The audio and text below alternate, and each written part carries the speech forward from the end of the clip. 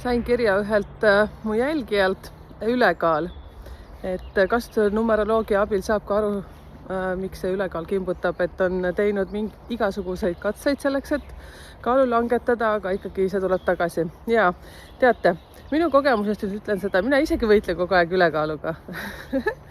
ja siis ma alati nimetangi, olen nimetanud ennast siis joo mimmiks. Et see põhjustab hästi palju seda ülekaalu siis see, kui sa oled teinud elus valesid valikuid, ehk siis kõige rohkem siis töövalikud ja ka see, et sünnikaardist tuleb väga hästi välja sinu plussid ja miinused. Ja nendele siis nüüd ma oskan väga hästi tähelepanu pöörata enda puhul loomulikult ja kes siis tahab oma vigadega tegeleda, olgem ausad. Aga siin üleskutse kõigile, et te teate tegelikult juba oma nõrkusi, hakake nendega tipa-tapa vaikselt pihta.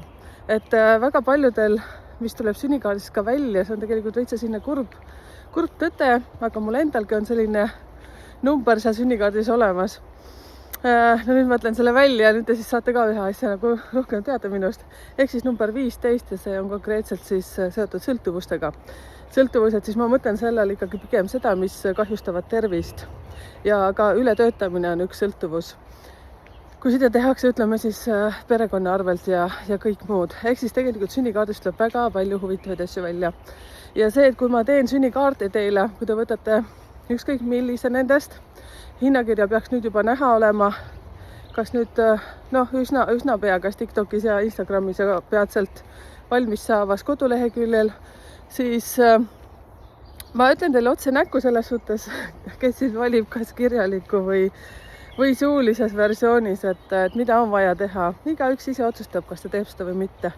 Minagi olen saanud otse tõe näkku. Ja kas ma siis olen neid alati teinud? Sellepärast, et ikka tahaks, et oleks mingisugune imetabletikene selle jaoks, eks ju. Aga okei, ilusat päeva. Nüüd ma olen vahepeal viltunud igatemoodi. Hullult ilus päev on. Tšau.